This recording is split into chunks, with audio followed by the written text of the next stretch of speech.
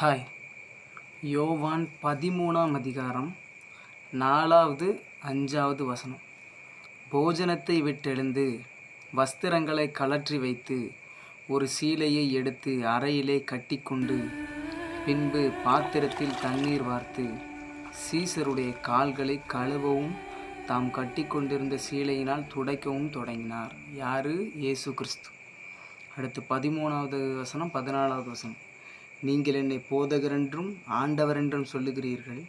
நீங்கள் சொல்லுகிறது சரியே, நான் அவர்தான். ஆண்டவரும் போதகருமாகிய நானே உங்கள் கால்களை கழுவினதுண்டானால் நீங்களும் ஒருவருடைய கால்களை ஒருவர் கழுவ கடவீர்கள் அப்படின்னு சொல்கிறார். அதாவது ஆண்டவர் போதகரின்னு சொல்கிறவங்க அவரை கடவுள்னு தான் அவங்க நினைக்கிறாங்க, கடவுளாக தான் பார்க்குறாங்க.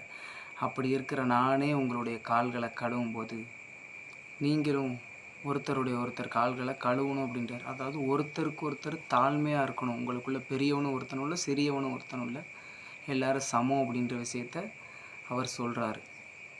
அவர் என்னென்ன விஷயங்கள் பண்ணினார் அப்படின்ற விஷயத்த பார்ப்போமா? மத்தேயு 11ஆம் அதிகாரம் 5வது வசனம்.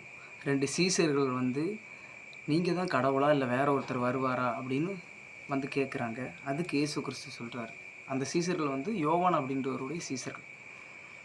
குருடர் பார்வை அடைகிறார்கள், சப்பானிகள் நடக்கிறார்கள், குஷ்டரோகிகள் சுத்தமாகிறார்கள், செவிடர் கேட்கிறார்கள், மரித்தோர் எழுந்திருக்கிறார்கள், தரித்திரருக்கு சுவிசேஷம் பிரசங்கிக்கப்படுகிறது இப்படின்னு சொல்லிட்டு அவர் என்ன சொல்கிறார் அப்படின்னா, இந்த விஷயத்தை போய் யோவான் கிட்ட போய் சொல்லுங்க அப்படின்றார்.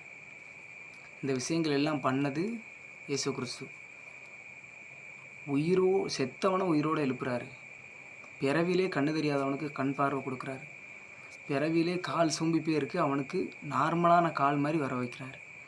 இவ்வளோ பல அதிசயங்களை பண்ணார். இது மட்டும் இல்லை, கடலில் நடந்து போயிருக்காரு, காற்றையும் கடலையும் அதட்டினார், அதை ஒரு பேச்சை கேட்டு அமைதலாச்சு.